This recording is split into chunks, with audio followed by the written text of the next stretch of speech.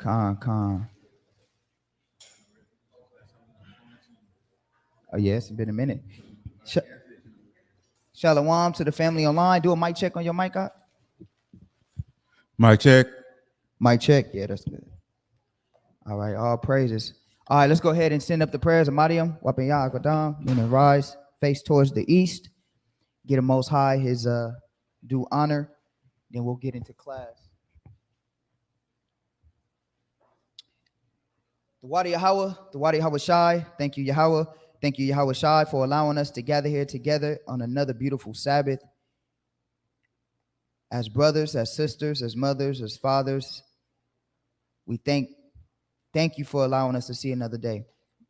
We ask that you bless those that may be on their way that are not here. Give them safe travel and mercy. Allow them to make safe traveling to class to be edified. Lord, we also say and ask if you can forgive us of our sins and the sins of our forefathers and allow us to teach the knowledge, wisdom, and understanding that you will have us teach as the reader and the teacher today. Give us a spirit to be moved by your Holy Spirit. In your son's name, we humbly pray. We pray for the online family, and we ask that you watch over them as well and that they also get edification. In your son's name, we humbly pray. Amen. Abanawa, Shabbat, Shemayam, Kodash, Aya, Shemka, Yahweh, Malakutka, Taba'a, Ratizayaka, Aya, Aisha, Baratiza, Kawa, Aya, Bashemayam, Nathananawa, Lakam, Zayawam, Wasalak Nawa, Kabawaf Nawa, Kasalak Nawa, Kabawath Nawa, Wala'a, Tabayan Nawa, Banasai Wan, Abo, Hawashai Nawa, Man, Ra, Kaya, Laka, Amalakwath, Wala Allah, Ra'atha, Parath, Ra'aya Alam, Wadi Hawa, Wadi Hawa Shah. Amen. Our Father, which art in heaven, hallowed be thy name, thy kingdom come. Thy will be done on earth as it is in heaven. Give us this day our daily bread, and forgive us our debts as we forgive our debtors. And lead us not into temptation, but deliver us from evil. For thine is the kingdom, and the power, and the glory, forever. Amen. Amen. All praises. May be seated. All praises. Happy Sabbath. Feel good to be back in LA, man. Goodness grief, man. I was watching class online, man. It do feel good to be back home.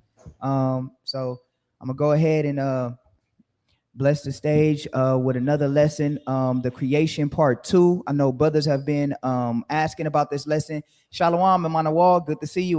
Good to see you. Hebrew daughter. I see Big. I think that's what I'm just gonna call you, MOB. Big MOB. Sister Benjamin. Good to see you. I don't know how to pronounce your first name, so forgive me. And Christina. Shalom. Shalom. Barzah Yaz Rib. Shalom, sis. And Mother Milka, shalom. I see Sister Barb on here. I just want to give my salutations to everybody that's online. Give it up for the online family. The online family, they be rocking with us heavy. You know, like we love you guys so much online. I wish I could hug y'all all at the same time. I wish I could see everybody at the same time. One day, you know, we'll be in multiple areas. We're already building up. Shout out to BOW Bay Area. Shout out to BOW Bay Area.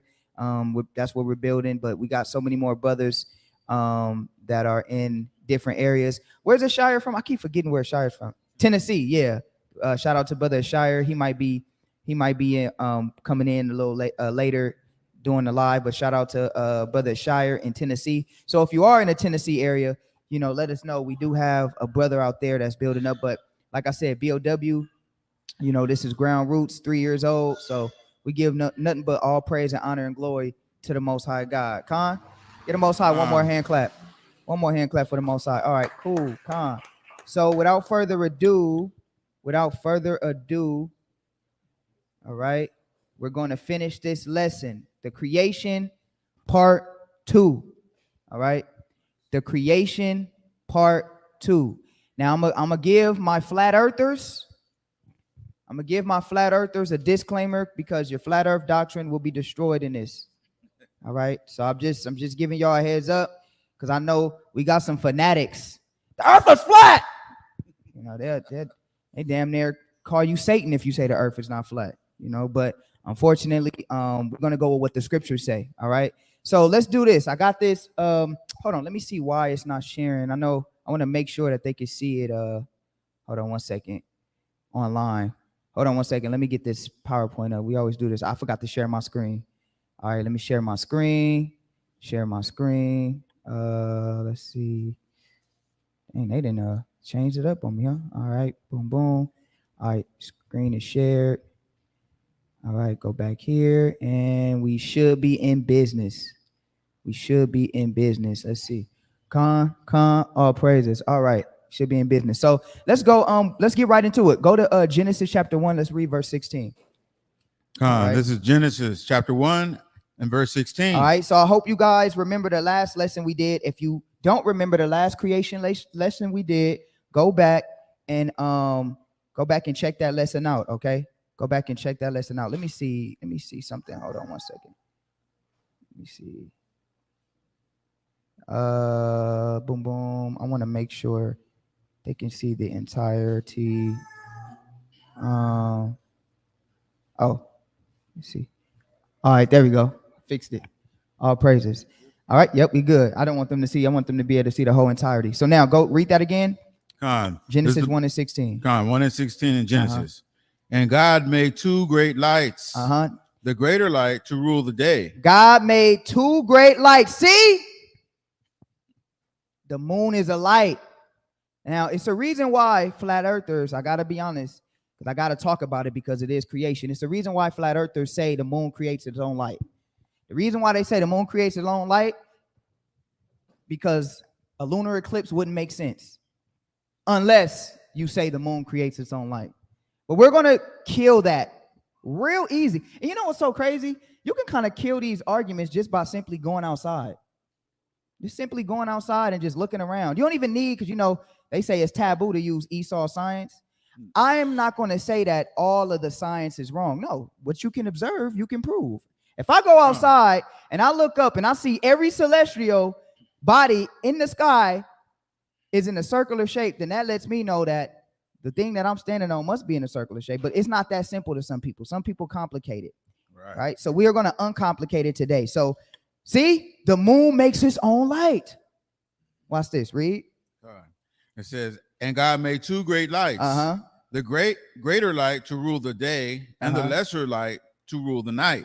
He made the stars also. So God made the stars. He made the moon. All right. And read up real quick. Let's read. This is the fourth. I think, yeah, this is the fourth day of creation. So if anybody needs to know, this is the fourth day of creation. So God said he made two great lights. All right. Read. Watch this. 17? Yeah, keep reading. 17. And God set them in the firmament of the heavens to give light upon the earth. And God set them in the firmament of the heavens to give light upon the earth. The moon is a light. How many of y'all believe the moon is a light? Matter of fact, let me say this. How many of you guys believe the moon produces its own light? How many of you guys know what light is? Does anybody know what light is? I mean, because that can help to understanding. Knowing what light is can help you understand that the moon does not produce its own. All right. Does anybody know? Who knows what light is? Y'all was failing chemistry, huh? What's light? Energy. What is light? Is what? Fire. Is fire hot? Fire's hot, huh? Let me ask you a question. When the moon is out, is it hot? It's cold. But wait, if the moon and the sun, right? Because according to the flat earth, you know, the moon and the sun, same size, and they both produce light. Why don't we feel it at night? Good question. Y'all ever been by the beach at night? You feel any heat? We be at the beach like blankets, bonfires. You ever seen the babies? They got sand on their face. They be shivering and be like, yeah, we got to get up out of here. Like it's time to get. And then it'd be hard. You know, you ever notice like when you're trying to leave the beach, it'd be hard to pack up because it'd be so cold. You don't even want to move. Be like, why the moon not working? Where the heat at? Let's see what light is. Simple. And if you, that's Esau science. Easy. Go get a lighter, turn it on, and put it over your hand. It's that easy. And if the moon is that big of an instrument producing light, why don't we feel it? Matter of fact, can the moon, why do we need the sun to produce energy for trees to grow? Right? You can't explain that one. Let me ask you a question. In Alaska, in some places where you got 12, you got like what? They have like weeks of darkness and stuff like that. Is that Alaska? Right? Is there heavy vegetation in those areas? But wait, the moon should be producing energy for the plants. Man. Sometimes sense is not so common. We hate Esau so much. Anything Esau say, we gotta find a way. Even though Esau gave us the flat earth theory too, which is crazy. They got so many doctrines. They say spelling what globe backwards or something is Satan. Something they say a whole bunch of stuff. Spelling using some certain scientific terms is Satan and all. I'm like, come on, man. Let's just go outside and let's see. Watch this. Let's see what light is. All right. All light produces heat. Show me a light that does not produce heat. Lob, does this light produce heat? When you at home and you turn on your light bulb and you touch it, doesn't it produce heat? Show me a light that does not produce heat. Every single light is going to produce some type of frequency of heat. It says, yes, every light produces heat. It does not matter if the light comes from a bulb, light bulb, all right, a star, a sun, it doesn't matter. It's going to produce heat. That's right. All right. It's going to produce heat. The short answer to your question is yes. Light, electromagnetic radiation of any frequency will heat surfaces and absorb it. All right. In case of fluorescence, the emitted light has a longer wavelength, meaning a lower frequency and therefore lower energy. So that's why you feel the heat is you feel like the heat is absent, but the heat is there. If you put your hand close enough, you can feel it. It might not burn you, but you can feel the heat. But it's producing at a lower frequency. Right? Just like sound. I can yell and you can hear my voice at a higher frequency, or I can talk slow and you can hear my voice at a lower frequency. Right. But all light produces energy. Every single light source produces energy. Watch this. Light, all right? Light is energy that we can see. All right? It moves from place to place in waves. It comes in many colors. So you got different colors of light, all right? All the colors of light put together make white light. So all light, from a candle to a light bulb. Watch this. From electricity. Electricity also produces heat.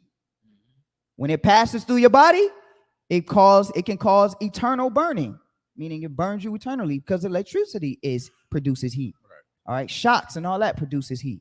All forms of energy produce heat. Well, guess what? Your body produces heat. That's right.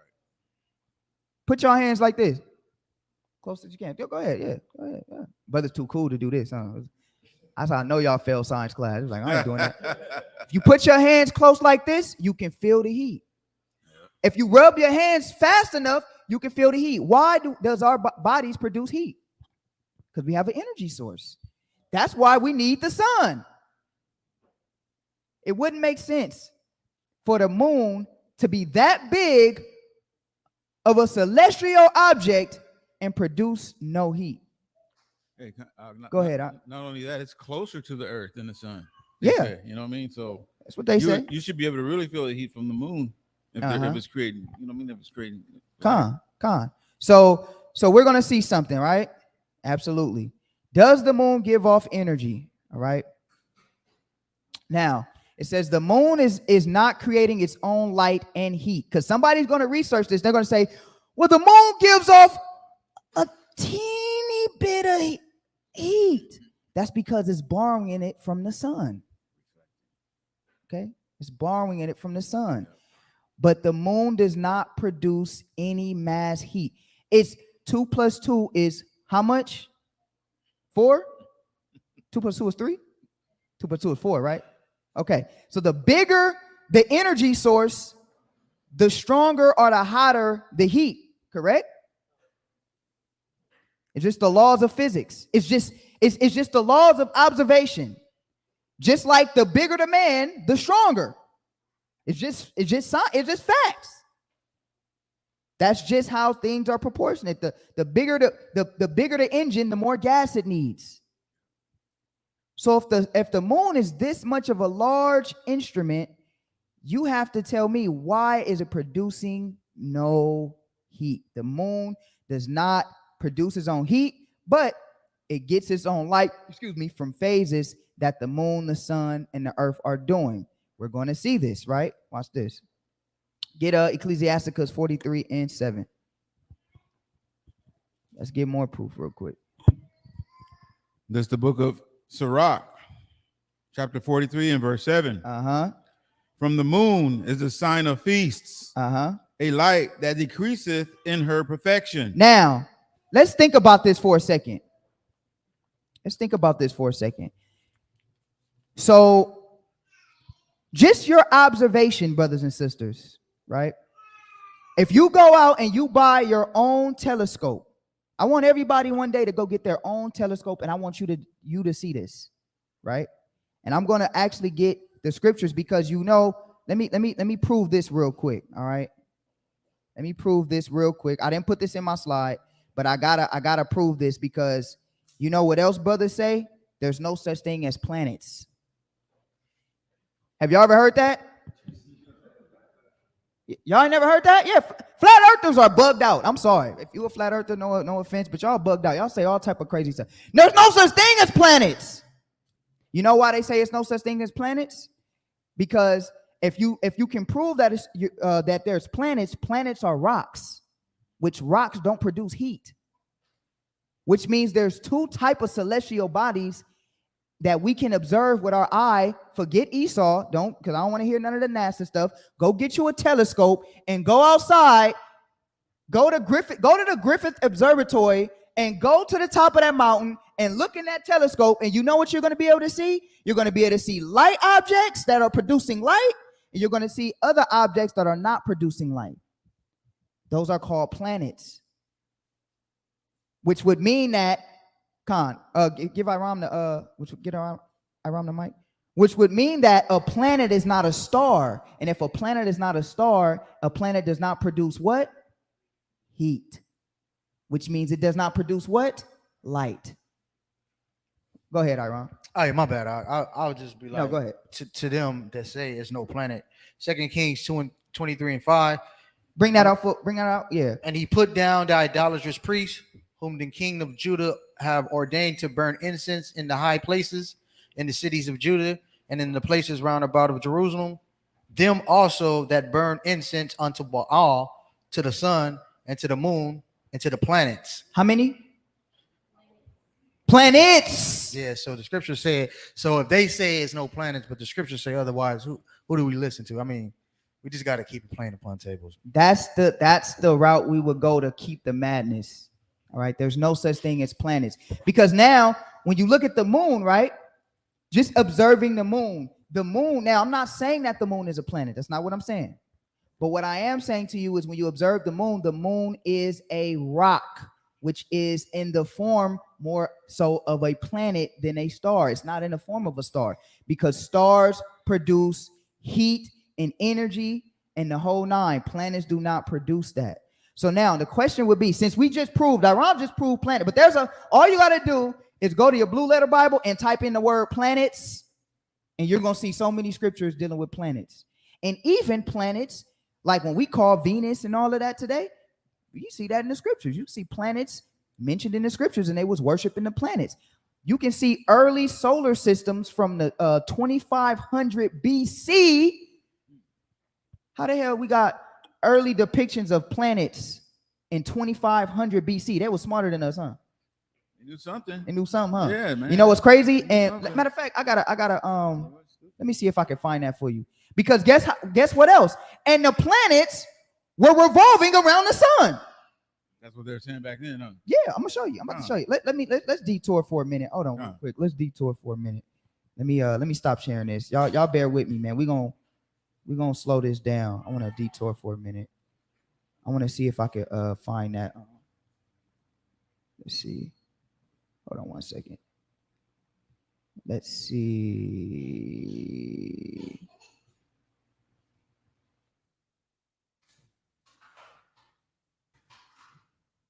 Let me see.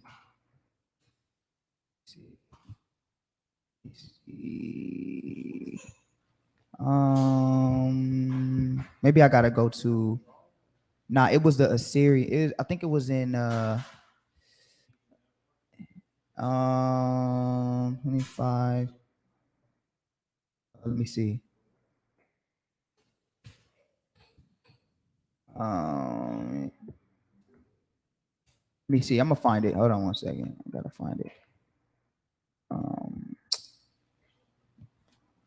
I need to. You know what? It's crazy because I brought it out a long time ago when I did that lesson on the. Dang. Let me see. Maybe I wrote it wrong. Hold on one second.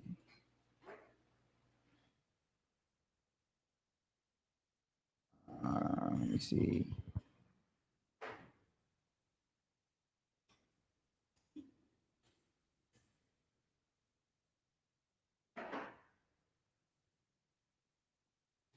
Uh, 24. Let me see. 20. I think it was 2500 BC.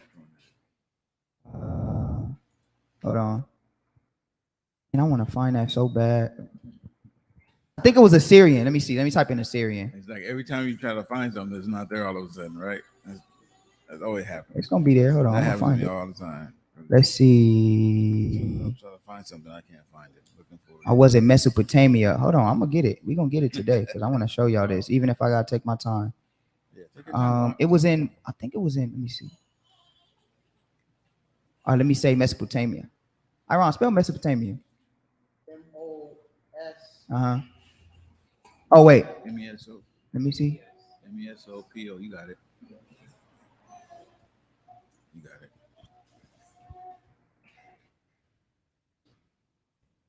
Man.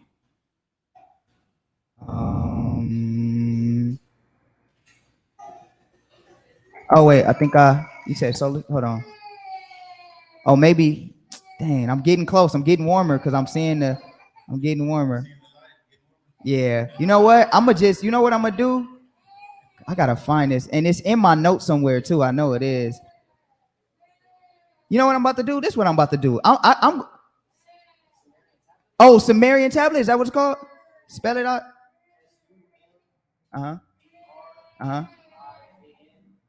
Okay.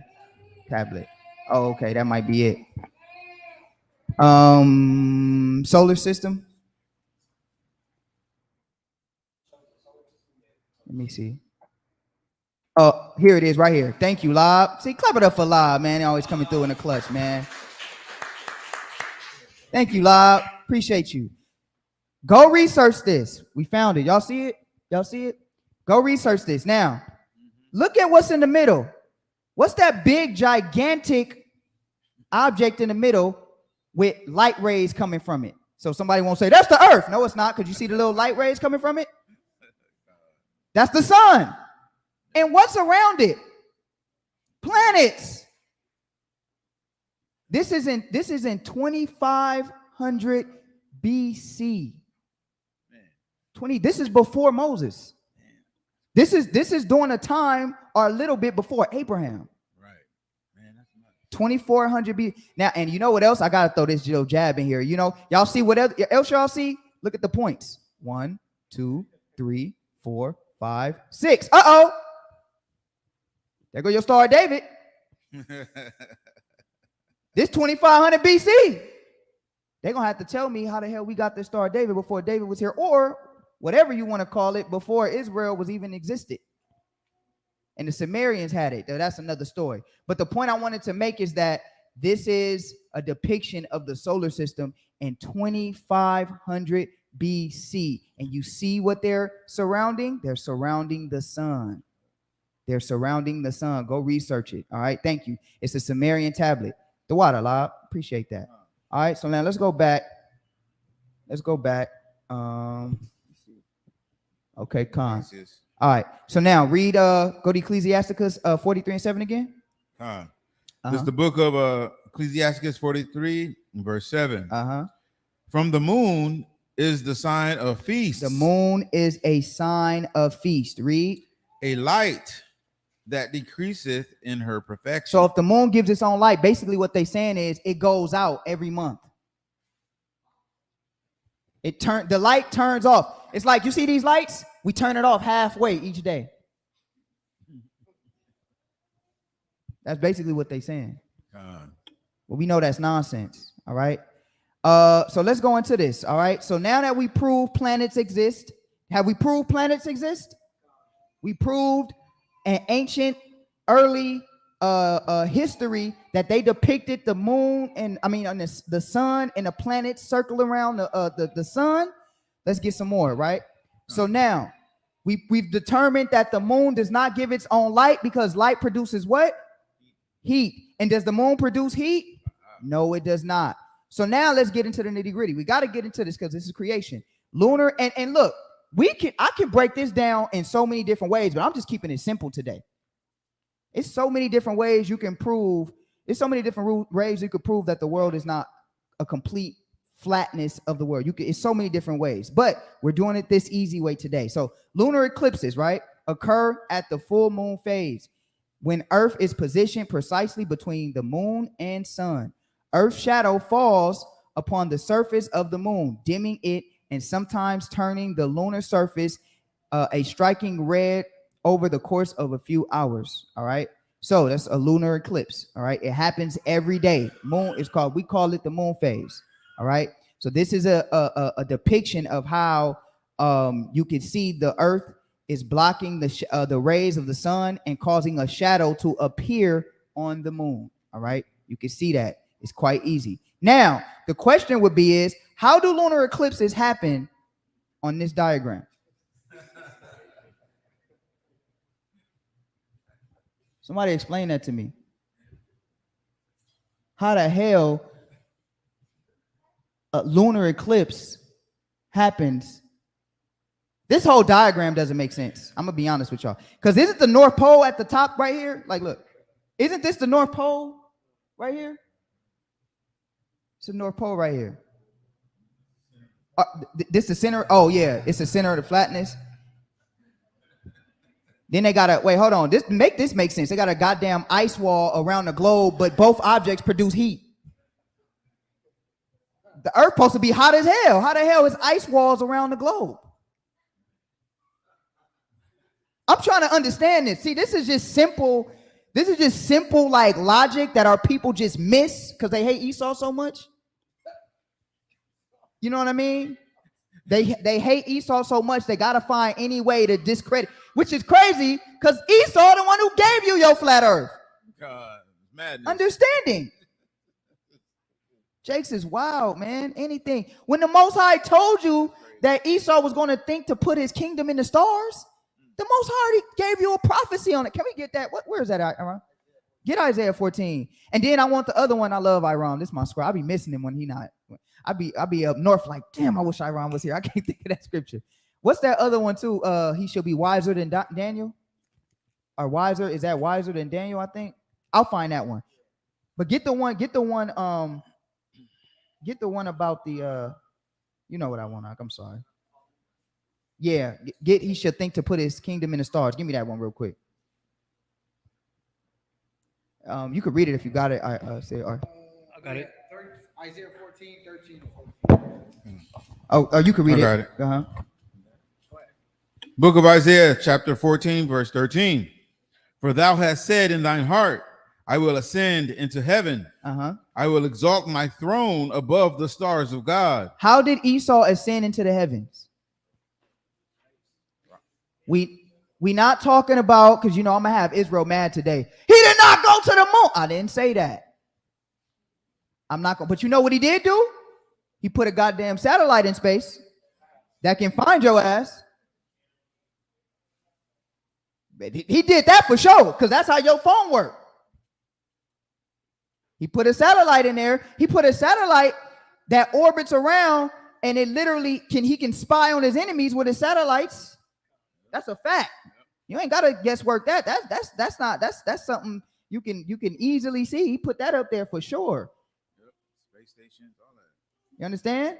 Now, of course, the Most High has put a protective hedge around the globe. This is from my observation reading the scriptures, because it's not for us in these present bodies to leave our world.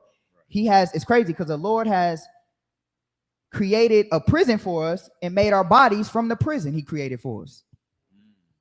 See that? Because our bodies are made up of this landmass. Right. But soon we will be out of this prison, guys, and we'll be able to leave the earthly prison. But that's for the chosen. That gets a little deeper. But I just need somebody in a flat earth department. I need them to explain lunar eclipse. I need that to happen. Explain that to me. I didn't heard it all. I be on Clubhouse. I didn't heard somebody say it's an invisible planet doing it. I didn't heard so much stuff, bro. Don't you need a solid to block out light? How the hell is an invisible object? All common sense goes out the window with our brothers. It doesn't make no sense of that. It doesn't make no sense. But invisible, you know, I still have yet to find somebody to explain this to me. Because every time I bring this out, you know what people do? Every time you bring something out that they can't explain, they turn around and, well, let me ask you a question. No, you're not asking me no questions. Don't ask me no. Answer this question first, and then I answer you. That's it. They do that all day on Clubhouse. They good at that. Well, let me ask you a question. How's the world spinning so fast? Then they derail your whole question you asking them. You know what I mean? But I'm waiting. I'm waiting for the challenge. Matter of fact, any flat earther that see this, I'm offering you a chance to go live with me and explain it. And go live with me. I'll pull up this diagram or whatever flat earth diagram you want, because you know it's many out there. Pull out whatever flat earth diagram you want, and then I'll give you the chance uninterrupted to explain how lunar and solar eclipses happen. All right? Does everybody see that? Everybody see that? Or am I tripping? Let's go here. Go to Genesis 1. We done with that. Go to Genesis 1, and we're going to get 20. All right? This is the book of Genesis, chapter 1, and verse 20. And God said, let the waters bring forth abundantly the moving creatures, the moving creature that hath life, and fowl that may fly above the earth in the open firmament. In the open what? In the open firmament. Now, I touched on this last time, right? I'm just going back on the little flat earth topic for a quick second. The firmament is what? Closed? Open firmament. It's open. And when you look up that word firmament, it means expansion. And we went over that a little bit in the first class. All right. So it's an open firmament and birds are flying in it. I asked the brother, I said, how was a bird flying in the firmament? That's another question they couldn't answer. How was a bird flying in a closed firmament? Firmament is a glass dome. How is it flying in a glass dome? It can't. It's impossible. But we see the scripture says the birds fly in an open firmament. So the Most High created creatures, right? He created birds, and he created what? Read verse 21. And God created great whales and every living creature that moveth, which the waters brought forth abundantly. Right. So the Most High God created whales. Now, this is the power of the Most High God. All right. This is the power of the Most High God. Now, you guys know how important whales are? Whales are very, very, very important. Very important. All right. So I'm gonna zoom in a little bit. Hold on, Salakia. I'm gonna zoom in a little bit. So let's see how important whales are to the ecosystem. All right. It says whales come to the surface to breathe. As they travel up to take a breath, they circulate nutrients. This is known as the whale pump. All right, watch this. Look how detailed the Most High's creation is. This is why I don't understand people who don't believe in the Creator. Thought about that. His ecosystem is so complex. It's I had a conversation with a roommate up north of mine. I had a roommate. We was talking about God, and I'm like, so bro, you don't believe in the Creator? He said, no, I don't believe in the Creator. I said, but everything points to a creation. He said, give me an example. I said, your body is made up of 70% water. The earth is made up of 70% water. And the atmosphere in the form of gases is made up of 70% of gases, which those gases are water vapor. I said, so is that by chance or is that an intelligent design? Like, you can't ignore the fact that this is intelligent design. So when you look at this, right, When whales come up to the surface, watch what they do. It says when at the surface, whales do, I think that's gigantic pools. This releases nutrients that, what is that? Y'all forgive me. What is that? Phytoplankton? Phytoplankton? Okay. This produces phytoplankton, right? Tiny plant-like organisms. Y'all know what plankton is, right? Little things in the water. That need phytoplankton, excuse me, tiny plant-like organisms need to survive. So basically what these organisms do, right, from what the whales do when they produces this for these organisms, what they do is they go through, right, photosynthesis, right, through photosynthesis, phytoplankton, forgive me, absorb nearly a third of human generated carbon dioxide from the atmosphere. So not only do trees take in the carbon dioxide, the plankton do too. Because you guys know we can't survive when it's too high of levels of carbon dioxide, right? We would die. We wouldn't be able to breathe. So what we do is we breathe in air and we breathe out the carbon back. We breathe in air and we breathe out the carbon back, which is crazy because we're actually helping with the ecosystem too, because the plants, they need the carbon we breathe out. Yeah, they release the oxygen and we release the carbon. And also this phytoplankton does the same effect, right? It says a similar amount to that absorbed by all land-based ecosystems, including forests and rainforests. So they produce as much rain. The Most High is intelligent because he was like, man, we know they're gonna cut all the trees down. So we're gonna make it happen in the water too for them. For the idiots down there that's trying to destroy our Most High is amazing in his amazing in his creation. At this point, I don't know how you deny a creator. All right. Phytoplankton provides every other breath you take. Took that breath? Phytoplankton just provided that for you, which the whales, did I say that right? Okay. Which the whales helped in increasing that for you. So if you kill all the whales, what happens? Exactly. That goes, and then it's like a ripple effect of things that go. All right. Less oxygen, the whole nine. And this is why this is my theory, but this is why I believe that we are smaller as well as creatures, because the world does not have as much oxygen as it once did. Because our bodies, the more oxygen, the bigger the creatures, right? And that's a fact. I mean, and if you don't believe that, well, we do have a scripture that says we're lesser than what we were. Scriptures literally say man is in less stature. The world gets weaker and men gets weaker. Y'all ever seen the pictures of like no offense to my brother Gadal and the older gentleman in here, but in they school yearbooks, all the ninth graders look old. Y'all ever notice that? Y'all ever look not old like that, but y'all look older. Like, yeah, it's the facts. I was looking at my daddy yearbook. I'm like, why do everybody look old? Like Morgan Freeman, you know what I mean? Now Morgan Freeman look old. Mature. Let me not say old. Mature, not old, because we know old comes with but y'all know what I mean. Now you look at me. I'm 30 years old. If I go to a middle school campus and walk with a backpack, it happened. I used to remember we used to work at the middle school. They used to be like, "Oh, sir, you're supposed to be in class." "Oh, I'm sorry, Mr. Pons. I thought you was." I'm like, "Oh, it's all right. I get that all the time. I'm a grown man. People be looking at me like, This brother can't buy a lotto ticket without getting look, I get carded all the time, bro. I just gave it up, man. I already have my card out. Like, I already know you're gonna card me. Card me. I'm 30 years old, but it's the facts though. But so this process helps the ecosystem. So these creatures that the Lord have created give back. That's how amazing the Most High is. You know what I mean? But you know, it's incredible.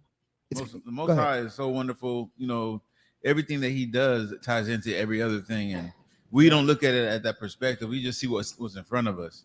You understand, on the surface level. That's why they say His thoughts aren't our thoughts. And so by the time we mess something up and figure it out, we're like, oh man, we should, wish I can go back in time and not cut down all them trees, man. It would have been a different story. Right? Yeah, facts. You'd be looking older right now. Facts. For real. And you know what's crazy though? The Lord even have processes to help us keep the world clean. Because I'm telling y'all, if you would have left, if it was no creator, this world would have been finished. It would have been finished if there was no creator. I'm telling you, it been finished. Because we not taking care of it. That's for sure. All right, we for sure not taking care of it. So now let's read. Let's finish that off. Go to verse 23. Read verse 23. Verse 23, Genesis 1, verse 23. Uh-huh. And the evening and the morning were the fifth day. Uh-huh. And God said, let the earth bring forth the living creature. So that all that transpired in the fifth day. So then the Lord says, let the earth bring forth the living creature. Read. The living creature after his kind. Read. Cattle and creeping thing, the beast of the earth after his kind, and it was so. All right. So you see these beasts, you see these lions, see these wildebeests, these Cape buffalo. These Cape buffalo are not as small as you think. They're huge. If you in a car and you run into the Cape buffalo will be fine. Your car will be totaled. This is a fact. The Cape buffalo, I think, is one of the biggest. And I think at Yellowstone, what buffalo did we have? We had the California buffalo. I forgot the bison. Yeah. You ever seen how big those bisons are? You ever seen how big a moose is? I'm telling you, moose will mess around and mess your whole car up. Period. How big you hit a moose? I'm telling you how big bears are, and then the beasts of the field, like the lions, how big they are to even be able to tackle it. Go ahead, Wait, hold on real quick, The Cape buffalo average weight is 660 to 2,000 pounds. 2,000 pounds? That's the biggest they can get. 2,000 They pounds. got an attitude. Oh yeah, they be hot. They got an attitude, man. I'd be mad too if I had that lion after me all day. The lion, if a lion will be in trouble. Lions have been in trouble. Oh yeah, they no, kill facts, lions. yeah. They've They killed kill lions before. lions. Yeah, that's a fact. Yeah, man. But that says the lion is such a prideful predator. It's amazing. It's a beautiful animal. But the Lord has created these massive beasts, these elephants, right? See how massive an elephant is? Yeah, The hippos, how big the hippos are, attitudes too. you know, and how fast they get. Yeah, a hippo outrun everybody in here. Yeah, they like 30, 35. For real. Facts. They hit like 30, 35 miles. It might an hour. not get me, but it'll get everybody else probably. Nah, I'm saying hippos do they run pretty fast. They do say you got to zigzag when you're running from a hippo for sure. Hippos, rhinos. Unfortunately, you know, we didn't almost it made the rhinos extinct. Yeah. I think the white rhino or something. One of the white one. I think it's none in the wild. I think they all in captivity now. Yeah, man. And that's the thing about man, which we gonna get to man in a minute. You know, man is by far, I'm gonna just be honest, you know, we're one of the worst / best creations he didn't create on this planet. On this planet. I don't know what he has up there in the celestial heavens, but I'm talking about on this earth. Man is one of the greatest things that he has created and one of the worst things he has created. And we're going to talk about that a little bit. Yeah. So keep reading. We're like smart dummies, huh? Yeah. I mean, you know, it's just what it comes with the territory of what the Lord had planned for us. Go ahead, read. It says, start from the top. Yeah. And God said, let the earth bring forth the living creature after his kind, cattle and creeping thing, and beast of the earth after his kind. And it was so. Mm-hmm. And God made the beast of the earth after his kind, and the cattle after their kind, and everything that creepeth upon the earth after his kind. And God saw that it was good. This is also, you can also use this, brother, in terms of like how reproduction works. You are who your father is. That even goes to the animal. That's why you want to make sure when you breeding. I mean, I know Tazawar, he might know a little bit about breeding than I do, but you know, don't the animal take the characteristics of you know, I'm not saying it doesn't take the characteristics of their mother, but it takes the characteristics of their father, right? You want a fighter. If you breed in pit bulls and you got a fighter, you're like, oh yeah, I need that one. Give me him. Give me his semen. I need that. And they preserve the semen. You know, they use the glove and get the animal going, get the semen. No, they do, and then they shoot it up. That's how they breed it. I'm like, because it's especially if you got a good breed. You know what I mean? That's a fact. Hey, Didn't they do that to us? They had them slave farms back in the day. Oh yeah, they did them that to us too. plantations? Yeah, they did that with us too. They did that with us too, which was sick. That's a whole nother topic though. But nonetheless, yeah, the animals, you know, you want to preserve your seed, Yeah, man. you got to get the seed of the father, right? So now let's get this. So that was all done. All right. And let's go to, let me see. Hold on one second. I think that was the sixth. This is the 6th day of creation now. Go to verse 26. This All is right. Genesis 1 and verse 26. Gotta get man. All right. Now, this is one of the most important. I kind of sped through the other aspects, but this is right here. This is very important. I want everybody to pay attention to this one. Okay. This is very important. This is one of the chief things that he did. All right. So now let's read that. Genesis 1:26. And God said, let us make man in our image, after our likeness, and let them have dominion over the fish of the sea and over the fowl of the air. So God said, let us make man in our image. And then he said, what? Read. Let us make man in our image after our likeness. Read. And let them have dominion over the fish of the sea. And let them have dominion over the fish of the sea. Read. And over the fowl of the air. And over the fowl of the air. Read. And over the cattle. And over all the earth. Uh-huh. And over every creeping thing that creepeth upon the earth. Look at this. Esau. But it ain't just Esau. All man has this ability. The funny thing about it is animals are more afraid of you.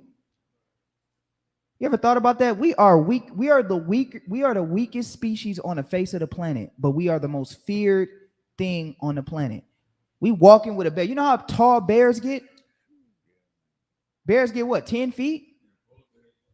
Polar bears get big up there. They got Kodiaks in Russia. I think how big the polar, I know they're the biggest. What, they get like 12 or 11? They're big, bro. And you just think about it. We got a brother in here that's 7 foot. Imagine 10 feet. That's a bear. That's a bear. And he got it on a leash. He got it on a leash, walking with it. Look at him. He got the damn lion smiling. Look at him. That lion, all that lion got to do is just turn his head wrong and nibble on his arm a little wrong, and his arm. I mean, I got a house cat, and my house cat hurt me. Ever been scratched by your house cat? Like, God, damn cat. Imagine that cat. That cat ripped your arm off. But look, yeah, just playing with you will hurt you. But look, the Most High has created man with a special talent. Look at this dude. Look at him. He hugging a lion. Or a tiger. I'm sorry, Salakia, forgive me. And tigers get bigger than lions. Yep. And he hugging. Now, this is not something, I know we always attribute this to just Esau, but no, we all have this type of dominion. All right, get Judges chapter 14, verse 5. I remember Samson, right? Yeah. Yeah, they scared. They are. Esau be afraid of us. So, brothers and sisters, let me just put this out there. Stop being scared of spiders. Stop being scared of spiders, please. Especially the men. Don't ever want to see, have a bug run by and man get up, chair, start scooting on. Come on, brothers. We got dominion over these things. All right? We got dominion over these things. I'm not saying be stupid. Don't be going out there trying to talk to the lion. No, don't do that. Be smart. But don't be afraid of these things. Read Judges 14 and 5. Book of Judges, chapter 14, verse 5. Then went Samson down and his father and his mother to Timnath, and came to the vineyards of Timnath, and behold, a young lion roared against him. And the Spirit of the Lord came mightily upon him, and he rent him as he would have rent a kid. Man, you see that? He said he rent him like he tore that boy up. That was Samson. That's what he did. Samson did that. Samson not the only one. Let's go from there. Go to 1 Samuel 17 and 34. He did that with his hands. Samson was a cold killer, man. I'm telling y'all, he was a cold killer. Cold. Man. That boy. Our people was warriors, man. Our people was warriors. But just look at man. Just look at man. Matter of fact, I gotta show this, man. Hold on. Sit back. Let me do this again. Hold on 1 second. I gotta do this again. Hold on 1 second.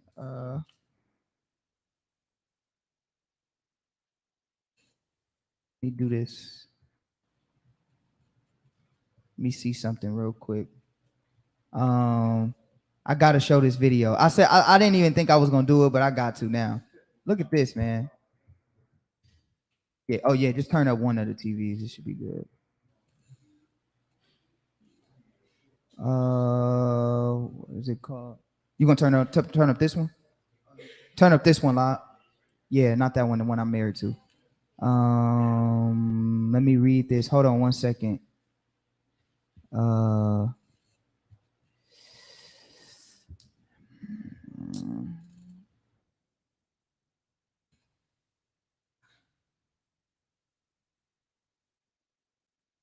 See. Look at this, y'all. Y'all ever seen this?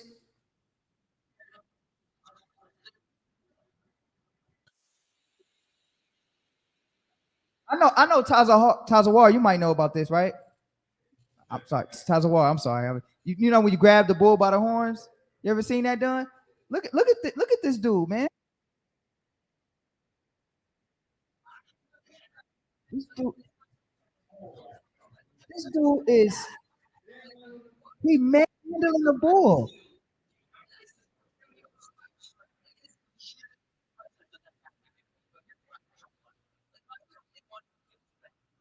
I do feel bad for the bull though.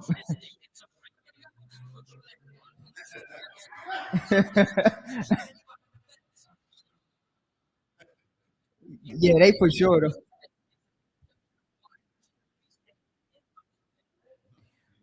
But do y'all see what humans are capable of though? Now the funny thing is, I know, I bet y'all think some Edomite created that. Israelite did that. This dude right here, Bill Pickett. This dude right here look like my grandpa. I ain't gonna even lie to y'all. If I show y'all a picture of my grandpa, this dude kind of look like my grandpa. It's kind of weird in the face. But Bill, let's see. I'm gonna read a little bit about him. This dude was, and that's why I'm saying I'm gonna do. So when I touch on right now, I'm touching on just man and woman in general. But I am gonna touch on just how special Israel is in the seventh day when we see Adam being created. I'm gonna show y'all something. Or when he was being formed. I'm gonna show y'all something that's different from this creation than Adam's. It's something that's strikingly different, but we're gonna get on that next. I'm gonna go into Genesis 2 next. But look, it says Pickett was born in the Jenkins Branch community of Williamson County, Texas, in 1870. Let's get how he created. He had his own ranch. Okay, here it is right here. He invented the technique of bulldogging, the skill of grabbing cattle by the horns and wrestling them to the ground. Look how big he's not even big. This dude is not even big, but he invented this. Now he invented this technique by accident, right? He said the skill of grabbing cattle by the horns and wrestling them to the ground. It was known among cattlemen that with the help of a trained bulldog, look at us training dogs, training bulls, we training all type of stuff. This is the gift that the Lord has given us over all the creatures of the earth. We training them. We train animals. I mean, watch what he says. He says a stray steer could be caught, right? He said, with the help of a trained bulldog, a stray steer could be caught. Bill Pickett had seen this happen on many occasions. He also thought that if a bulldog could do this feat, so could he. Pickett practiced this stunt by riding hard, springing from his horse, and wrestling the steer to the ground. So he was on a horse, jumped from the horse, and wrestling this animal. That's crazy. Imagine that. That's nuts. You said what? And they created it as a national sport, right? Yep. In the rodeo. Yep. And it was a brother that did that. See, a lot of times we think Esau crazy self be talking to animals doing, but sometimes it was brothers that was actually able and had these abilities. Watch. Let me show y'all. Let's get some, because you always got to show Jacob scripture. So let me show Jacob scripture, right? Go to let's go back to let me go share the whole screen. All right, go to 1 Samuel 17 and 34. Let's read that. This is the book of 1 Samuel, chapter 17, verse 34. Uh-huh. It says, "And David said unto Saul, Thy servant kept his father's sheep, and there came a lion and a bear, and took a lamb out of the flock." You know what? So David said, look, man, a lion and a bear came and took a lamb out the flock. Read verse 35. 35. Uh-huh. And it went out. And I went out after him and smote him and delivered it out of his mouth. And was David scared? Said hey, you know what's so funny? Us being in LA prior to us reading the Bible, we probably would have thought like sheep herders was like soft and scary. Sheep herders got some guts. Fight wolves and everything. You better go get that sheep. Especially if you work for somebody. Yeah, man. They go get it. Pack of wolves. He going to go get that sheep. That's why Yahweh Shai is compared to a shepherd. Because Yahweh Shai gonna go get us. See that? But David said, man, a sheep came. He said a bear came, took one of the sheep a lamb from the flock. A lion came, and I went out and did what? Read verse 35. And I went out after him and smote him and delivered it out of his mouth. Read. And when he arose against me, I caught him by his beard and smote him and slew him. Wait, hold on. David did the same thing. He caught him by his beard. That's a precept for you got to grow your beards, brothers. Like a lion's mane is a beard. That's a precept. Write that down. So you can bring it out on our brothers that be booty face and tell them, bro, you like a shaved lion. What's a lion without a mane? A female lion. Yeah, bring that out against brothers. When y'all street teaching, bring that out. But nonetheless, he caught him by the beard and he smote him and he slew him.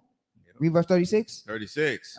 Thy servant slew both the lion and the bear, and this uncircumcised Philistine shall be as one of them. He said, I killed the lion and the bear. Go to 2 Kings 2 and 24. Y'all ever heard of Elisha? This is the book. 2 Kings 2 and 24. Yep. This is the book of 2 Kings, chapter 2 and verse 24. Read 20. 2 Kings. Let's read up. Hold on. Let me see. Let me get there. Let me see. Is it 2 and read verse? Hold on. Yeah, read verse 24. Come on. Verse 24. And he turned back and looked on. Wait, hold on. I'm sorry. 23. Start at 23. Salakia. And he went up from thence unto Bethel, and as he was going up by the way, there came forth little children out of the city and mocked him. So the kids, now look, I'm gonna tell you, bad kids better not mock no prophet. All right, this is what prophet do to kids. No, don't mess with the prophet. But look what he did. Read. And said unto him, Go up, thou bald head. Go up, thou bald head. So they talking about his bald head. They joke, the kids, bad little kids. You bald head. Doing all that. Watch what he said. Read. And he turned back and looked on them and cursed them in the name of the Lord.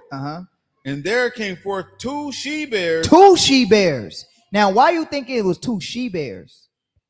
Because she-bears are more aggressive than male bears. Because when they have their cubs, they're more dangerous than male bears because they trying to protect their cubs. So 2 she-bears came and did what? Read. There came forth 2 she-bears out of the wood and tear 42 children of them. Killed 42 kids. Now I heard Christians try to say, well, it was really symbolic. It really didn't happen. No, it did. 42. They always trying to downplay the fierceness of the scriptures. The Lord, Elijah, a prophet, or Elisha, sent 2 bears and commanded them. But the point I wanted to make is they were commanded. Okay, so we have this power. Now let's go back to Genesis real quick. Genesis 1 and read verse. Let's start at verse 26 again. This is Genesis 1, verse 26. Uh-huh. And God said, let us make man in our image, after our likeness, and let them have dominion over the fish of the sea, and over the fowl of the air, and over the cattle, and over all the earth. Now, another thing that sets us apart is our architecture. We are great builders. I cannot lie. And I'm not just talking about Israelites. All civilizations, we're great builders. That's just what we do. Get Genesis 11:1. We're such great builders to the point the Lord had to do this. I'm sure y'all heard about this, right? This is the book of Genesis. Yep, chapter 11 and verse 1. And the whole earth was of one language and of one speech. So you know, everybody was on one accord. Read. And it came to pass, as they journeyed from the east, that they found a plain in the land of Shinar. And they dwelt there. And they said to one another, go to, let us make brick and burn thoroughly. And they had brick for stone, and slime had they for mortar. And they said, go to, let us build us a city and a tower, whose top may reach into heaven. And let us make us a name, lest we be scattered abroad upon the face of the whole earth. You see that? They was going to try to make a tower to reach into the heavens, or into heaven. I shouldn't say the heavens, but into heaven. Now watch what the Lord says, though. Read. And the Lord came down to see the city and the tower, which the children of men builded. And the Lord said, behold, the people is one, and they have all one language. And this they began to do. And now nothing will be strained from them, which they have imagined to do. Now, I want y'all to key in on that. The Lord said that they are together. Nothing that they imagine to do will they not be able to do if I don't confuse their language. That's what the Lord was saying. So basically what the Lord was saying is, if I let them do this, they're going to get there. They're gonna build their temple, their tower all the way into heaven. So I got to confuse them and scatter them up, because anything, and notice that word imagine. What's the root word in that word imagine? Image. So when the Most High God says, I have created man in my image, what is he telling you? He has given man the ability to create. He has given man the ability to imagine. Because if we imagine something, every great invention took somebody's imagination. And that is the power that each and every one of us have. I'm going to show you guys the power that mankind, and I'm not just talking about Israel, I'm talking about man in general. Man in general has a unique ability, and I'm going to explore that ability with you guys. All right? We are builders. Look at the cities that we have built. Mass production. I mean, it's quite amazing, because I work on a construction site. So when I see these things and the steps that these guys are doing, I'm like, this is crazy. We're like, it's just amazing what we build. It is. I can't even lie. You know, even from our ancient structures. You know how they built they still to this day don't understand how they made some of these ancient structures. And they're still here. That's what's so crazy. Yeah. What'd you say? They're still here. You know, that's what's so crazy. Like, they don't know how they built them, and they stood the test of time and weather and elements and everything. And they're like, but you got to think about it. If I mean, we know the world is coming to a end, but if you think about it, if the world wasn't coming to an end, those freeways, let's say thousands of years, or hundreds of years, or 400 years, 500 years, the freeways we built will still be standing the same way. Freeways, all these things, these bridges. Because I'm in a bay now. I'll be driving across the bridge. I'm like, how the heck did they build a bridge on water? Like, what did they do? How did they build under there and under the water? Like, who came up with that? Like, let's make a bridge. And it literally is platformed in the water. Right. How did they even do that? It's beyond me. You know, the project that I work on, I wish I could show y'all the pictures, but I can't, because, you know, I can't do it. But if y'all see where I work, man, it's like, how the heck did they even create this? And they created the place that I'm working at. They created that in the 1930s, and it's built out of solid steel. It was like a hangar for it it was a hangar for like jets and fighter jets and stuff like that. A big old Man. hangar. You go in there, you looking, and you just it's like one of the highest. It's like one of the highest places you could go to overlook the whole Bay Area. Wow. That's how high it is. Like, I think it's like 1930s. It's almost 100. they built it in the 1930s. It's Yeah, almost 100 years old. yeah. So I'm saying, I mean, you know, and people die building it too. Mhm. But you could just see what we build and the things that we create. I mean, even something as simple as projecting an image from the computer onto the TV. Right. Like, I know we see it all the time, but that's crazy. You know what I mean? Or speaking into this mic and amplifying the voice. Go, and it's wireless. Go give Yeah. It's going around the world. They gotta hear you. They gotta hear you online though. That's why I talk about where I work, all the things that we do in those bays, satellites and stuff. Yeah. It's when you see it. It's Oh, from where you work, right? Because you work for yeah. Yeah. She whispered it too. She said they could be listening right now. No, but I mean it is amazing though. Somebody had to be sitting down. I'm not getting into the particulars of who or who didn't and all of that. I'm just speaking in general. Somebody had to be sitting down and was like what Eddie Griffin say, I want to talk to somebody that ain't even here. Right. Y'all ever seen that stand up? Y'all gotta watch that. Eddie Griffin. He said, I want to talk to somebody that ain't even here. I want to be able to see you and you be all the way in Australia. FaceTime me. How? How do you even connect the frequency to even be able to have your face on the screen? That is the amazing ability and the innate ability that every one of us we have. But that's not even the most important ability though. I'm gonna show you and share with you the most important ability. All right. Let's get this real quick. I didn't put it in it. Get Proverbs 23:7. That's the one I want. Salakia.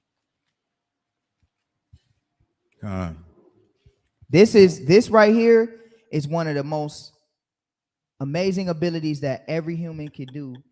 Of course, we understand that everything is up to the Most High God and what He wants in His world at the end of the day. But just on a subatomic level, meaning on a small scale, what you can do in your life dealing with the way you think. This is why I always tell people, stop speaking negative on your life, because you're creating a reality when you do that. Don't do that. I'm telling you, don't do that. Don't speak no negative.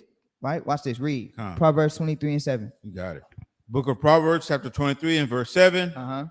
For as he thinketh in his heart, so is he. Eat and drink, saith he to thee. As he think in his heart, so is he. All right. As he think in his heart, so is he. Let me ask you guys a question real quick. And I want to let me stop sharing because I want to actually read an article. Let me end the show. Let me get to this article. Oh, wait, hold on. Let me see. Oh, Salakia. All right, I got 2 articles I want to read. All right. Dealing with the mind. So let me ask you a question. We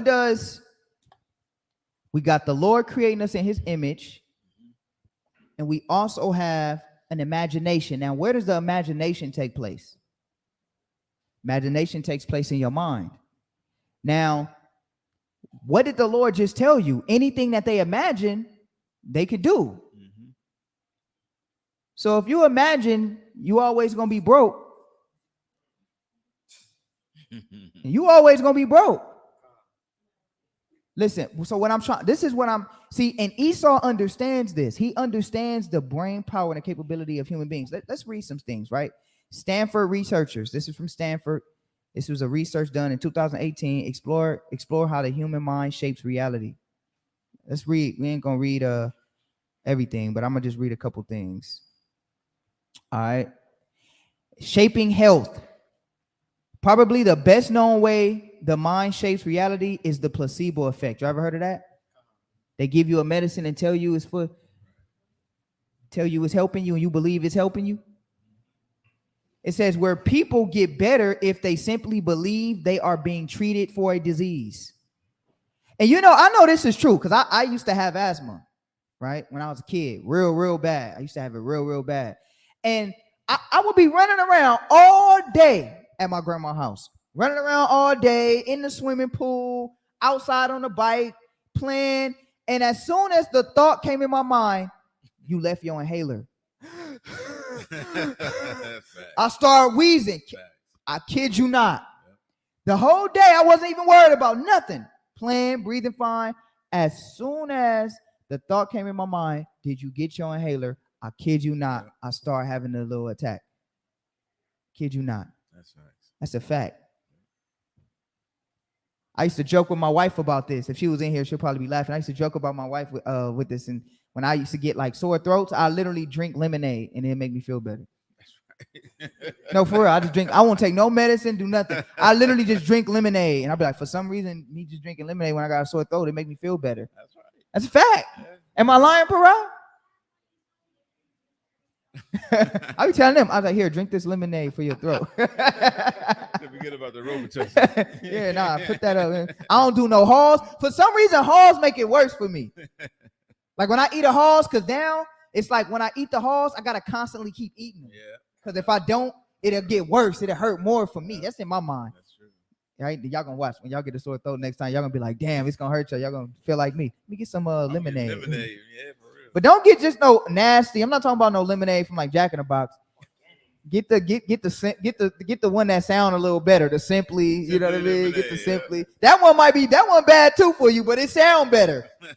You know what I mean? It got the little Pope in it, so you feel better drinking it. But nah, that's just me though. That's just me. But nah, this is real. They did an experiment. It says something to take into account when testing the effectiveness of a new drug, for example. Yet doctors are starting to rethink placebos not as a hassle, but as an actual path to better health. After all, placebo effects and the underlying mindset and social context that create them have real effects on health. From reducing anxiety and blood pressure to easing pain and boosting immune systems. So this is a fact. I'm gonna tell like for instance, you ever hit your knee, not your knee. What's this? Your shin bone? You ever hit your shin bone on like the bed, the edge of the bed? It's the worst pain in the world. Now, have you noticed if you hit your shin bone and you grab it like, oh, it hurt more for me, like But then if I hit my shin bone, I'll be like, and I don't touch it, and I'll take it, go away faster. That's me. Next time you hit your shin bone, do that. Y'all gonna see. It's kind of like, you ever scraped your knee as a kid, and when you coddled it, it was worse. Yeah. But then when you didn't coddle it, it was like, okay, I'm back up. Yeah. That's a fact. So what they saying is the anxiety and the way you envision pain, right? And they actually did a study on this. Is real fact. They actually did a study on this. They did a study on how people, because people's pain tolerance is different. The people that believe, like for instance, another example, like Tupac. When Tupac got shot the first time, he didn't want to be in a hospital bed. He wanted to get out. He recovered quicker. Some people, and this is a study they did, people that believe, I'm hurt, they stay sick, they stay hurt longer. This is a fact because you are what you think. That's right. Right? Yep. Anxiety, all of that can raise your high blood pressure, stress levels, and all of that. That's why the scriptures say don't stress, because if you stress, it can cause you to have a heart attack because your mind is literally producing unhealthy levels of certain it's not dopamine, but like I think it is dopamine. I think it is dopamine. These chemicals your body. Yeah, your body releases these chemicals that's detrimental to your health. Exactly. Right. That's why they say high levels of dopamine is not good. Right. You know what I mean? They did a study on that. Talking to Mike. What'd you say? No, Salaki. They did a study on that one time when they did they had the placebos. Some people were sick with something that was really bad, and they gave them placebos. And they gave some people the real deal. Yeah. Some of the people that got placebos actually healed, thinking they were taking medicine, and they were really sick. It's a fact. And so they're saying, we can heal our own selves just by thinking. Isn't that in the scriptures? Yes. Where can I read that at? In the scriptures. Yahweh Shai. I'll get it right up. You know what I want. You know what I want. I get that from the elder, man. Hey, give me that scripture. Okay. You know what I want. I don't know what you want. I don't. Hey, man, back in the day, reading for the elder was like the toughest job. I used to hate reading for the elder, bro. Because he'd be going in and be like, give me that scripture. You know what I want. And if you didn't get it, give me another reader. Like, damn, how am I supposed to know what you want? I really don't know what you want. You have to be like a phenomenal reader. Like, one of those, you got some brothers that just know. Yeah. Like Kalab like that. He just be knowing, like, I already got what you want. I don't have that gift. You know what I mean? Well, at least I not as easy as some other brothers, I should say. But nonetheless, that's a fact. But with Yahweh Shai, what did Yahweh Shai say? He said, thy faith have made you whole. That's what he said. He said, thy faith has made you whole, meaning your belief. So will we be able to heal people? That's why people are like, that spooky guy healing people and stuff like that in the Bible. The doctors do it all the time. They telling you, they gave you a piece of medicine and told you it was something to help you, and you believed it and you was getting healed. See that? And this is a fact. All right, let's go to this one real quick.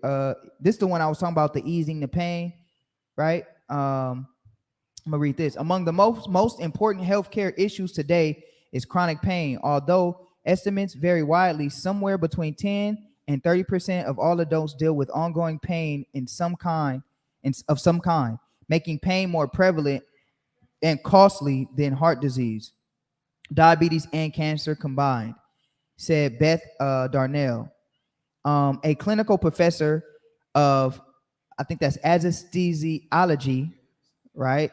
And what is that? This brother can read. Perioperative.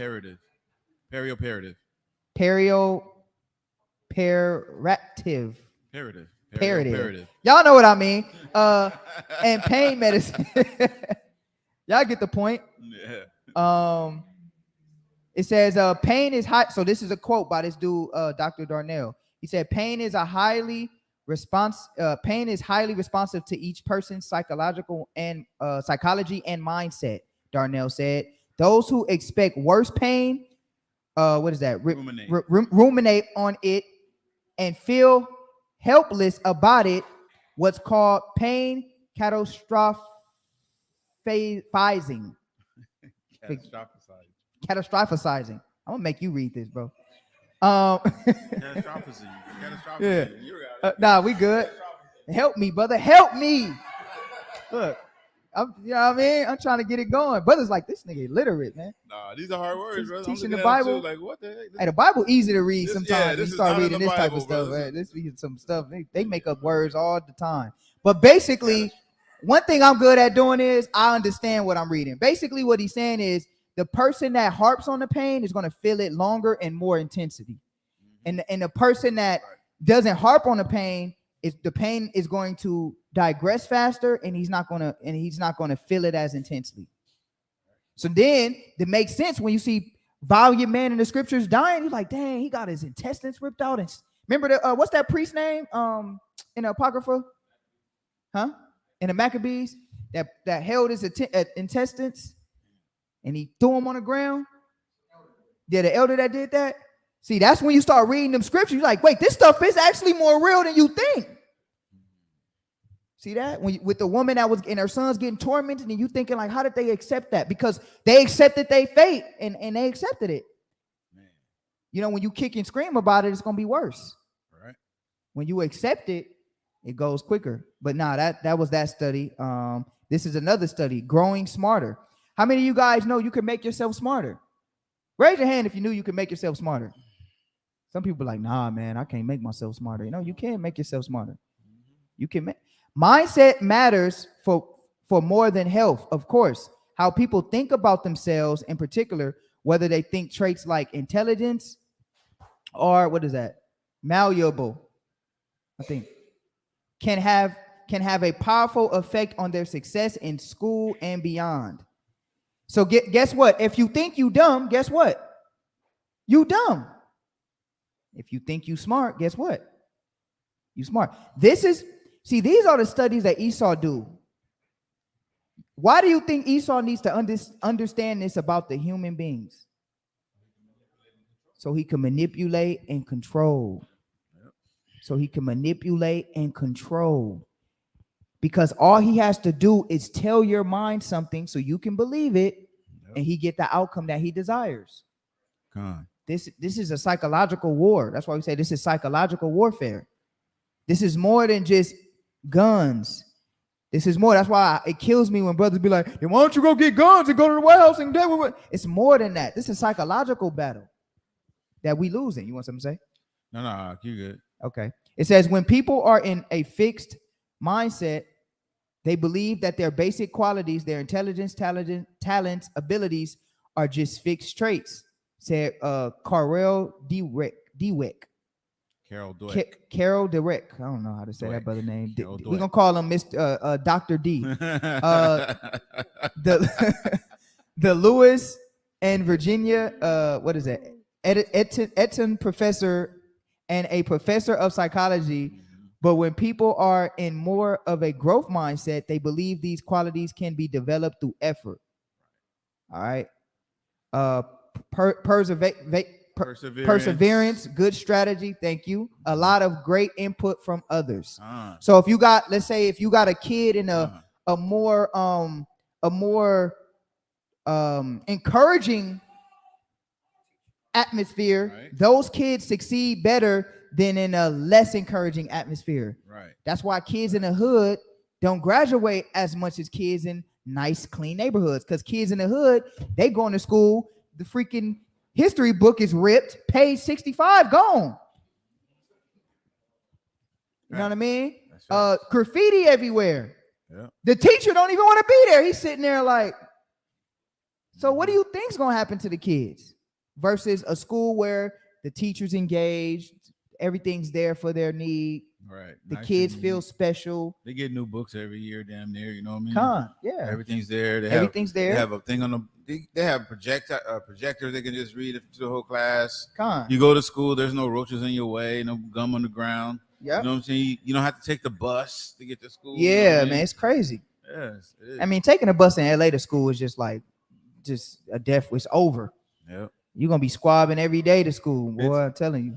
You're already in a mindset before you even get to your first class. You know that it's a struggle. You know what I mean? So, can you imagine that?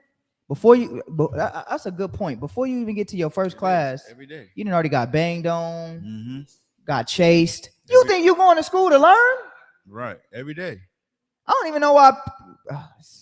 Man, we made it, huh? Man, I thank God. It was by God we made it, but that's exactly why I don't send my kids to no school, man. It's crazy. But nonetheless, you can see that we develop more when we believe ourselves to be smart. All right. Believe yourself to be smart. All right. The growth. So from now on, I want everybody to have a growth mindset because that's an ability that you have.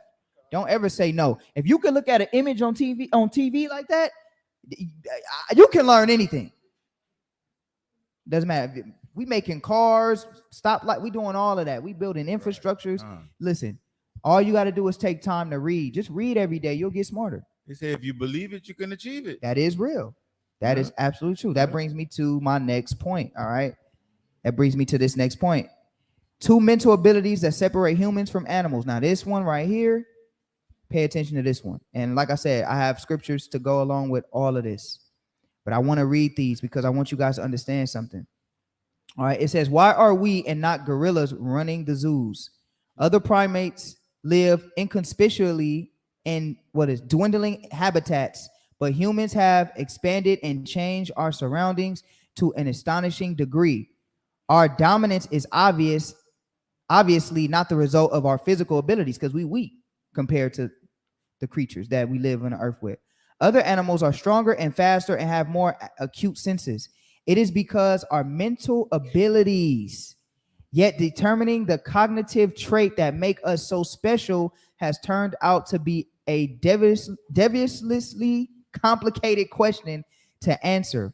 One made more confusing by the frequent arrival of new studies that seem to show that animals from birds to chimpanzees can match many human cognitive skills. So, for instance, if you give a monkey if you give a monkey a puzzle to solve for a treat, he can do it. You give a bird a puzzle to solve for a treat, the bird can do it. Now, when you read this study, this is the crazy part about it.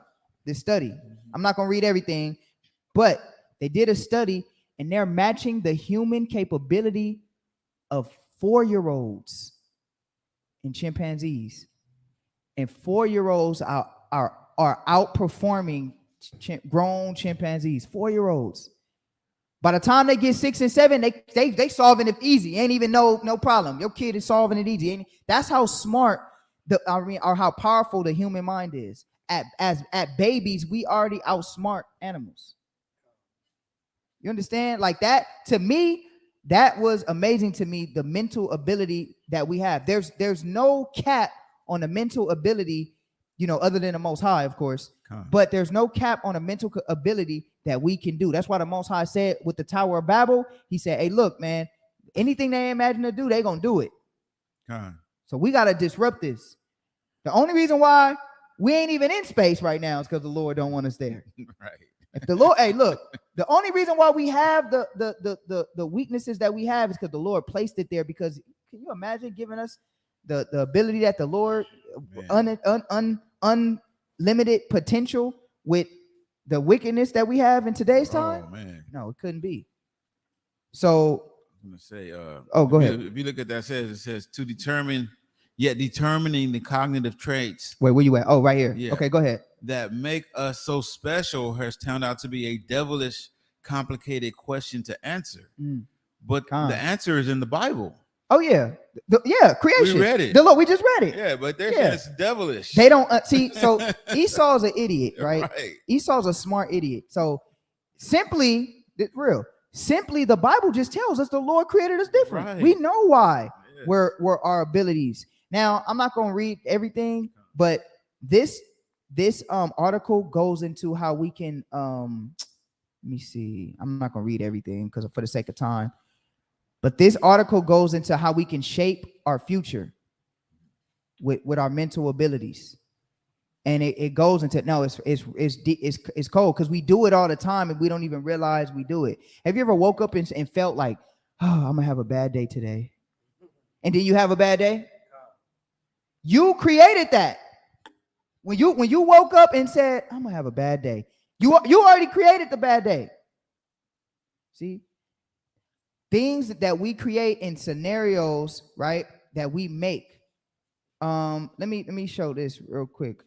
Shoot, I had did that this coming out here. I missed my plane. I had a thought. I said, man, I'm gonna miss this plane. And then I missed the plane.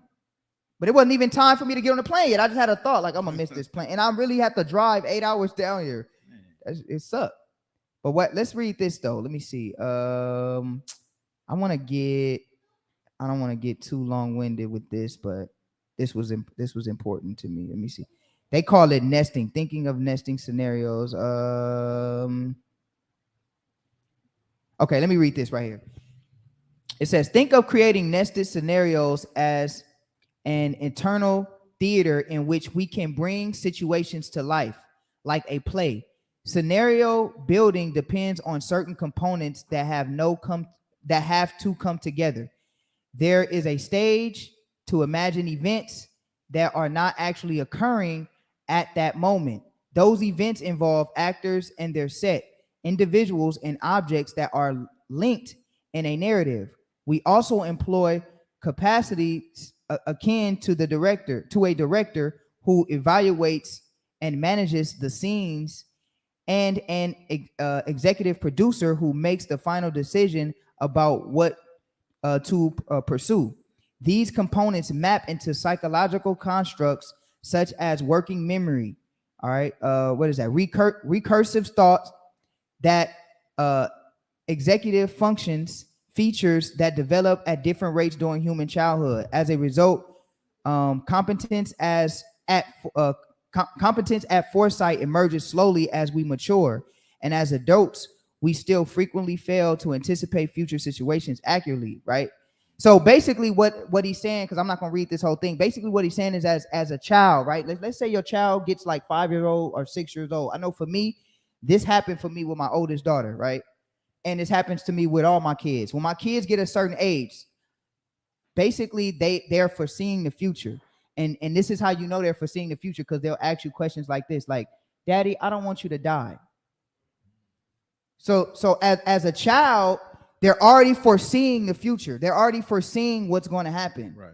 And they don't understand it, but this typically happens when they get like 5 to 6 years old, right? When you do the studies and the research, they'll ask you, they'll start to comprehend death, and they'll foresee it. They'll foresee you, like they'll think about you on the deathbed, or they'll think about you getting hurt. They'll foresee that, and then they'll ask you about it. Or you could foresee yourself, right? You could say, "Oh, I can't wait until I get that new position at work," or "I can't wait. I'm studying and I get my degree." You start thinking about those. Like me, I used to think. Now, I wasn't the brightest kid in the class, but I used to always know I'm gonna graduate. Oh yeah, sure. And I graduated. Oh, yeah. Even if that meant I copied my whole way through, I graduated. I knew I was gonna walk that stage. God. I did not know how. Y'all know the exit exam? I did not know how I was gonna pass that exit exam, but I knew I was gonna pass. And lo and behold, I copied my way through the exit exam. That's right. Now, I'm not saying copy kids in school, but what I am saying is I knew I was gonna pass. The point is, what you start to think, it can manifest. That's why the Lord says, "As a man thinketh, so shall he be." And that's why he said, when they started to build the Tower of Babel, he said anything that they imagine to do will happen. That's right. It's going to happen. That's facts. That's what the Lord said. Look at this one. Let's get a couple more. Let's get it. Let's get this. Get Genesis 6:5. That's the one I want. All right. But yeah, this is a cold article. I'm not even gonna lie about how we can shape events in our life. You know. Go ahead and read that. This is Genesis chapter 6, verse 5. Uh-huh. And God saw that the wickedness of man was great in the earth, and that every imagination of thoughts of his heart was only evil continually. You see that? And that's what Esau wants to do. Esau wants to create an evil mindset continually, because can you imagine how much evil would be created if he got everybody on one accord with being evil? But the beautiful thing about the human mind is eventually the mind will start to correct itself. You can watch that in human behavior. Let's just take it from in America, for example. We went through a phase in the 60s with the Revolution era? 60s. It was all about afros, black power, boom. Esau had to get in there. He had to throw in what? Black what is that? The black shows with like Superfly and all that. What is it called? Blaxploitation. There it is. Yeah. So what he did was, instead of turning us into revolutionaries, now when we was looking up to the Black Panthers and Huey P. Newton and all of them, he gave us Superfly. Right. He gave us Coffee with Pam Grier. He gave us Shaft and all of that. Right. Yeah. Shaft. You know what I mean? All of the drug deals and all of that, being a pimp. You know, he gave us that and then showed it on TV. And what happened? You started to see a decline of revolutionaries, then an increase on pimps, prostitution, and things of that nature. But then check what happened. Check what happened. After that transpired, boom, gang banging came. Right. Gang banging came. Right. Started to infiltrate us that way. But then look, now over what, a period of, how long was the 60s? So that was like till now? Yeah, that was like what? That would be about 50 years. 50 years? Yeah. Over a period of 50 years, look at now, it's a fight. Even though it's hard, it's a harder fight because of all the technology. But look at how the human mind is changing itself. More and more people are starting to be more conscious. You could just see it. Everybody's being more conscious. Now, don't get it wrong. Evil's still there, but you could tell people just like, what made us want to keep commandments? Most High. It's a shift. We're naturally going back, and that was a study they did on morality. Naturally, human beings have a natural understanding of like right and wrong. Thus says the Lord too. We have a natural, innate understanding like, nah, that's not right. Even as a child, you don't have to teach a child how to do right or wrong necessarily.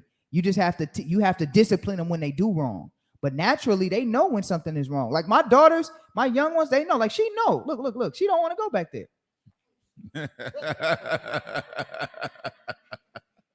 You see what I'm saying? Through the spirit, right? Through the spirit. Like naturally, you don't have to teach us. Okay, you don't have to put in us the concept of understanding right and wrong. Right.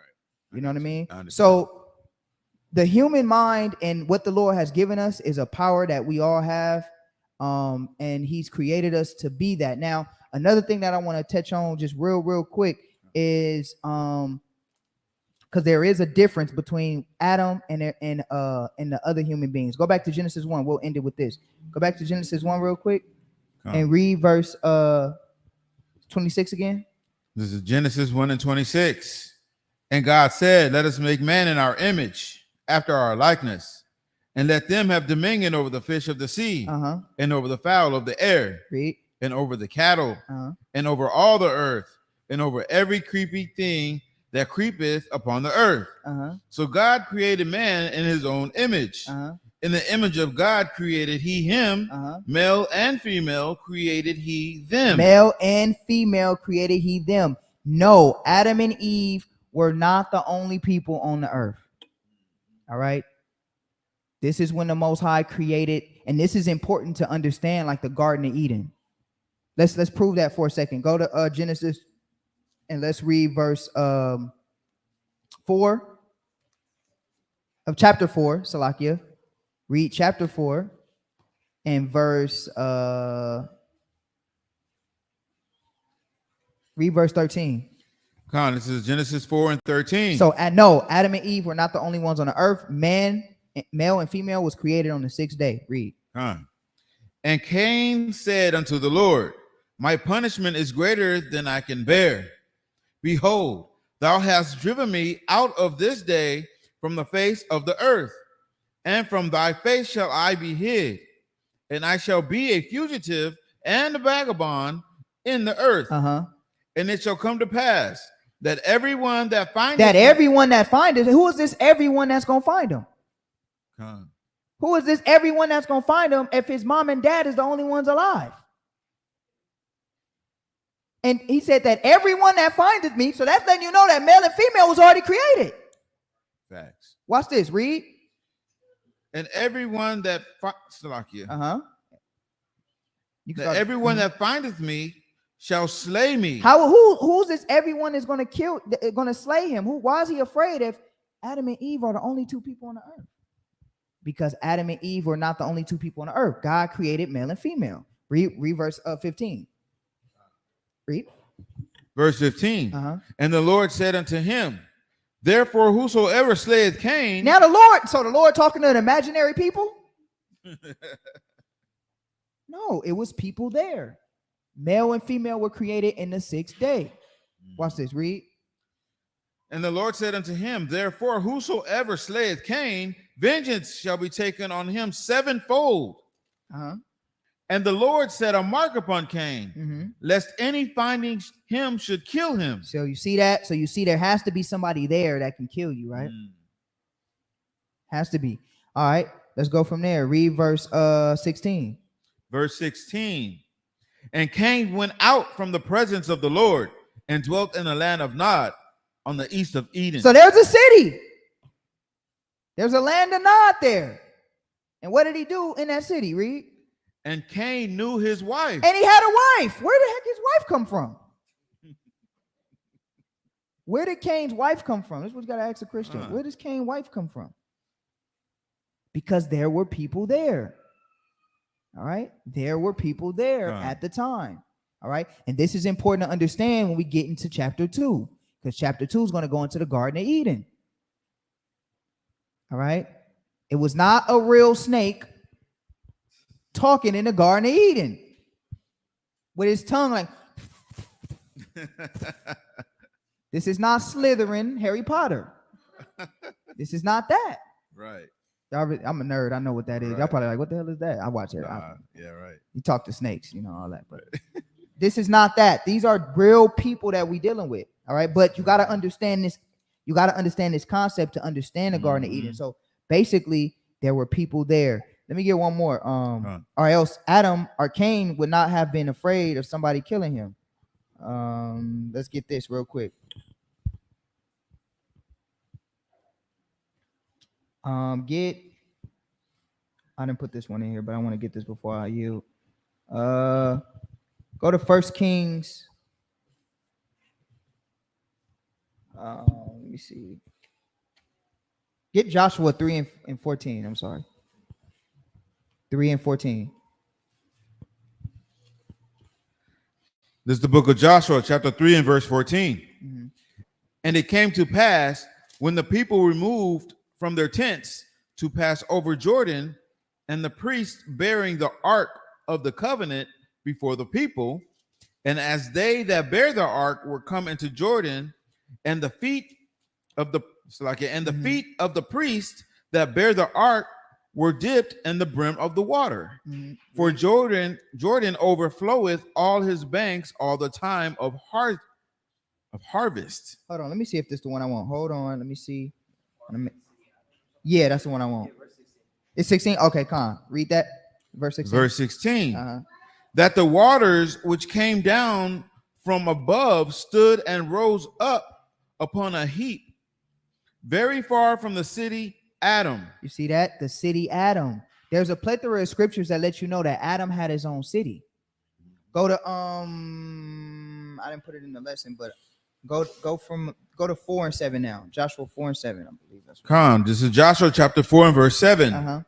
Then ye shall answer them that the waters of Jordan were cut off before the ark of the covenant of the Lord. Mhm. When it passed over Jordan, the waters of Jordan were cut off. And these stones shall be for a memorial unto the children of Israel forever. Mhm. And the children of Israel did so as Joshua commanded, and took up 12 stones out of the midst of Jordan, as the Lord spake. You know what? No, I don't want that one. Salakia. I just wanted 16. Salakia. Salakia. That's the only one I wanted. So read 16 again. Salakia. Verse 16. That the waters which came down far from above stood and rose up upon a heap very far from the city Adam. Uh-huh. That so is Adam had a city. I want one more though.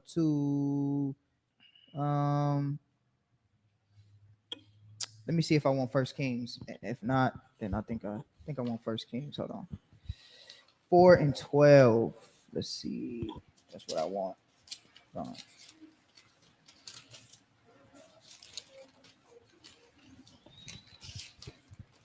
And let me see. If not, then I think it was one more though. Let me see. Oh no, you know what? No, Salakia. It's just it's speaking of the same region. I'm sorry, Salakia. But that's all I wanted in Joshua. That's all I wanted. But no, we'll get more into the Adamites. We'll get more into the Adamites in Genesis chapter 2. I'll just yield it right there. So let's go back to Genesis 1 real quick, and then we'll end it right here. I'll yield it right here. Then I'll do Genesis chapter 2. We'll get into the creation of Adam and the creation of Eve. But let's read read 26 on the way down. This is the book of Genesis 1 and 26.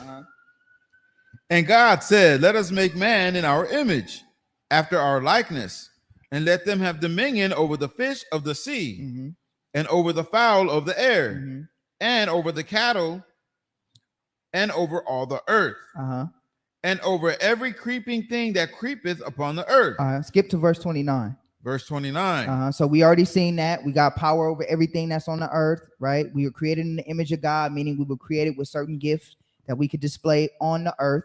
Man and female were already around at this particular time. And now we're going to see what the Lord also commands. Read 29. Verse 29. And God said, behold, I have given you every herb bearing seed, which is upon the face of all the earth, and every tree in every tree, in the which is the fruit of a tree yielding seed. To you it shall be for meat. So we was eating things that had seeds in it at the time, vegetation. Read. And to every beast of the earth, and to every fowl of the air, and to everything that creepeth upon the earth, Mhm. wherein there is life. I have given every green herb for meat, and it was so. Mhm. And God saw everything that he had made, and behold, it was very good. And the evening and the morning were the sixth So day. that all transpired on the 6th day. Khan, everybody see that? Con, All right, Khan. We'll get into chapter 2 on the next time. All praise. We'll end class there. All praise. con. Shalom to the family that's online. Let me go ahead and get back here. Hope you guys are edified. Hold on 1 second. Khan, hope you guys are edified. And until next time, we'll be back, and I'll be back with chapter 2. So shalom, have a happy Sabbath, and much love, family. All praises. Shalom.